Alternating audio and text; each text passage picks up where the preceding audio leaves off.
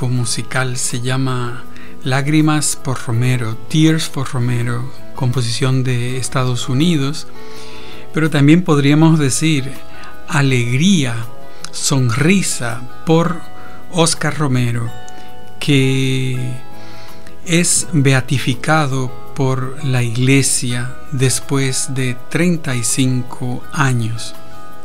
Con este motivo, Radio Marién, la educadora de la frontera, ofrece a ustedes una entrevista con el padre Rafael Moreno Villa, actualmente director de la Red Jesuita con Migrantes para América Latina y el Caribe, y en tiempos de Monseñor, secretario de Comunicación Social del Arzobispado de San Salvador.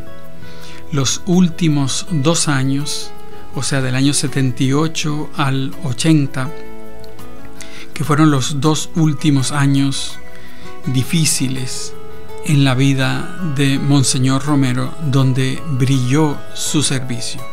Soy el padre Guillermo Perdomo y desde Radio Marién ofrecemos esta entrevista en 3 partes. Fue realizada en nuestros estudios y la ofrecemos a ustedes porque el padre Rafael tuvo un conocimiento muy cercano de Monseñor Romero.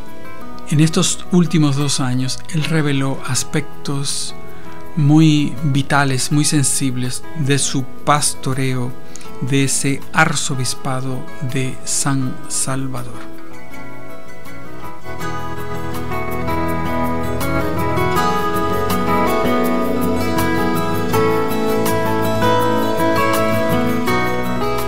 Ofrecemos la primera parte de esta entrevista.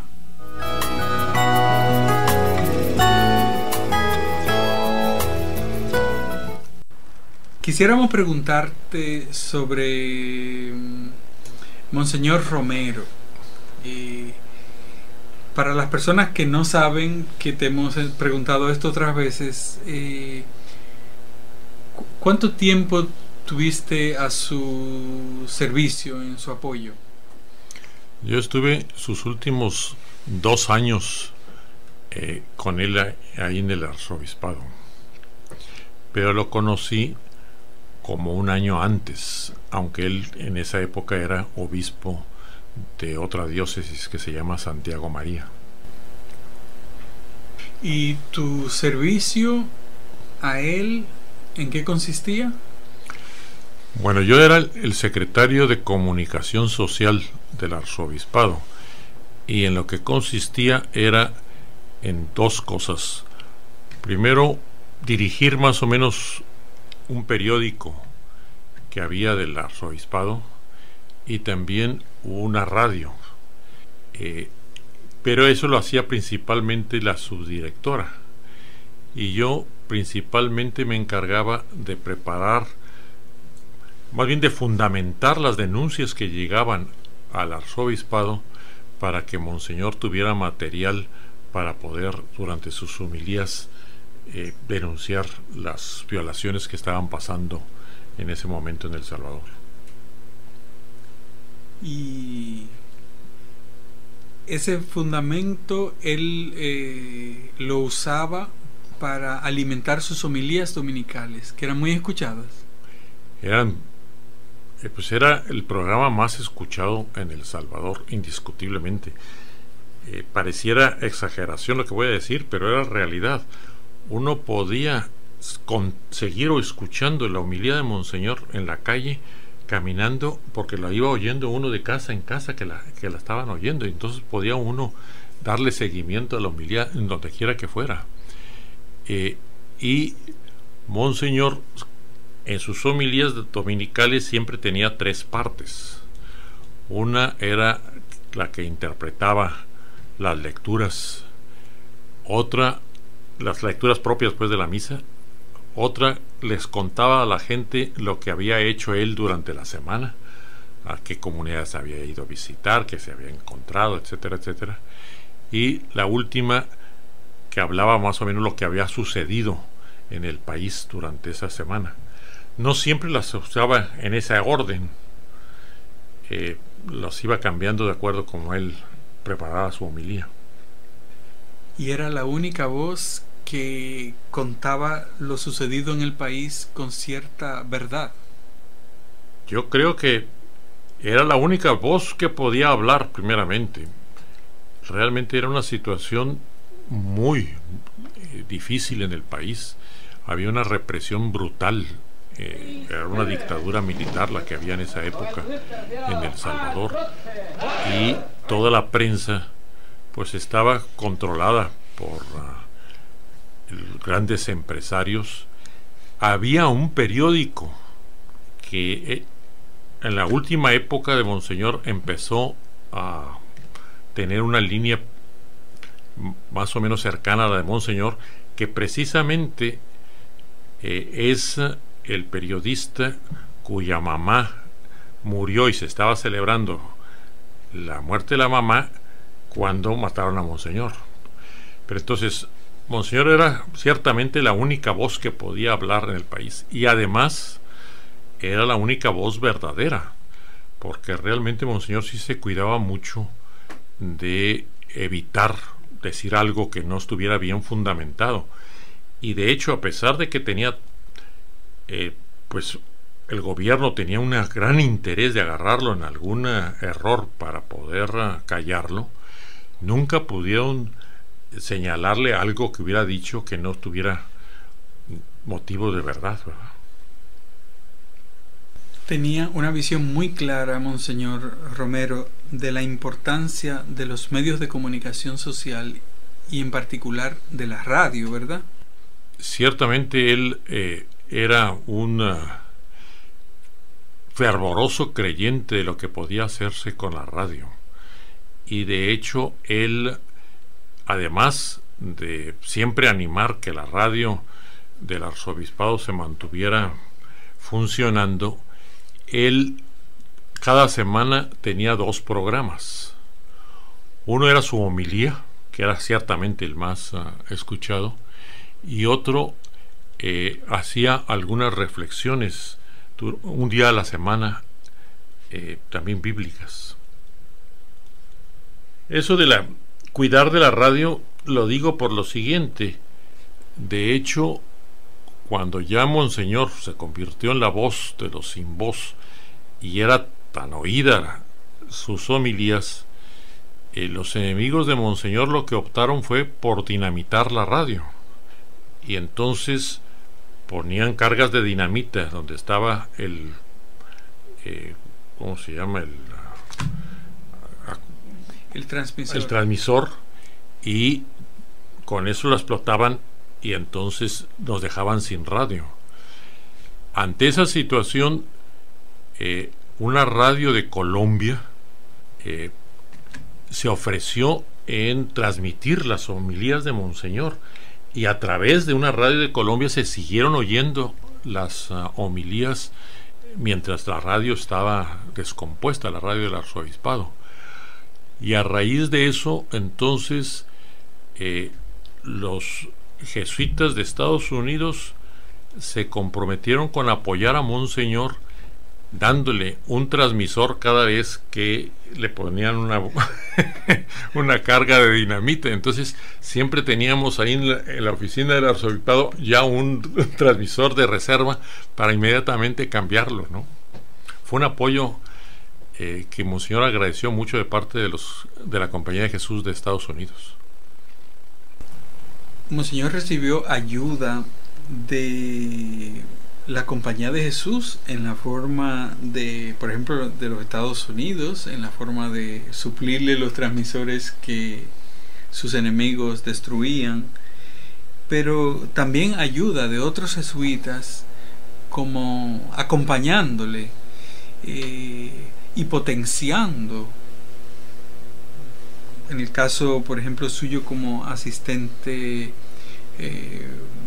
para fundamentar sus denuncias, para recoger como la realidad, el acontecer. ¿Qué otro apoyo recibía Monseñor de parte de jesuitas, así, como para potenciar su labor como pastor? Bueno, Monseñor estudió la teología en Roma, en la Gregoriana. Entonces ahí fue donde Monseñor tuvo un contacto importante con la compañía.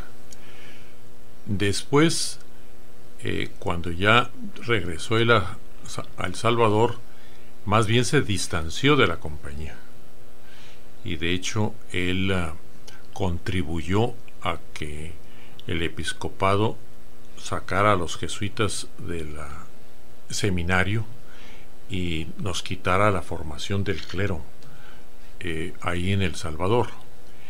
Y él expresamente cuestionó mucho a uno de los teólogos más importantes jesuitas ahí de El Salvador, a John Sobrino.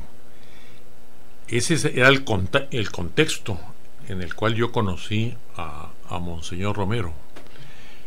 Pero a pesar de que Monseñor tenía esas distancias, yo creo que Monseñor, guiado por las necesidades del pueblo, fue comprendiendo que pues los jesuitas no éramos tan negativos, y se fue acercando hacia nosotros. El principal acercamiento inicial acercamiento fue el de Rutilio Grande, que él había sido seminarista y también profesor de ahí del seminario, pero que Monseñor Romero siempre creyó mucho en Rutilio, y él mismo en su diario confiesa que cuando asesinaron a Rutilio, esa fue una de las causas que más lo movió a él para tratar de averiguar qué era lo que estaba pasando en el país. Entonces yo creo que la muerte de Rutilio fue como un kairos, una luz para Monseñor muy importante. Después yo creo que tuvo varios apoyos importantes. Su confesor era otro jesuita, y también tanto el padre Yacuría como el padre John Sobrino, dos teólogos importantes de El Salvador, eran unos de los que inspiraban teológicamente a Monseñor en su última época. Y también había otro padre español que era especialista en la radio, que también lo apoyó junto con los jesuitas americanos a conservar la radio, ¿no? Rogelio Pedraza. Rogelio Pedraza, exacto, sí. Finaliza aquí la primera parte de la entrevista al padre Rafael Moreno Villa, secretario de Comunicación Social del Arzobispado de San Salvador, y que conoció muy bien a Monseñor Romero. Terminamos esta parte ofreciéndoles una hermosa canción que se titula Homenaje a Monseñor Romero, en su versión clásica, coral, hermosísima.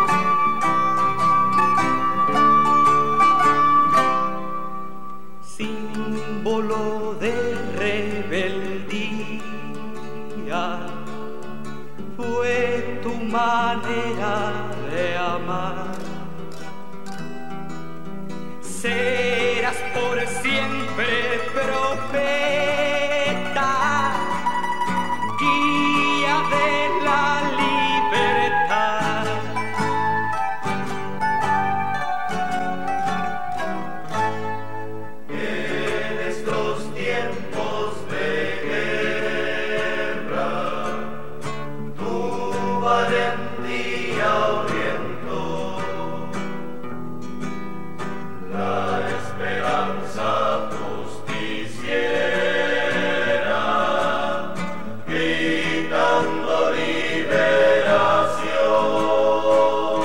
Monseñor, vive soy en el corazón del pueblo que tanto te amó. Monseñor, tu verdad nos hace marchar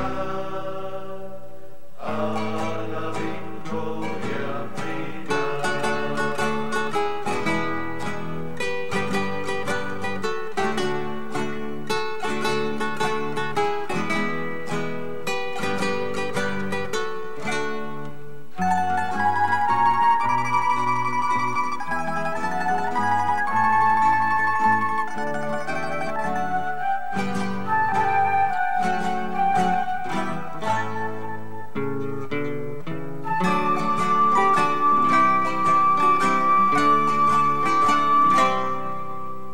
Hoy tus palabras sencillas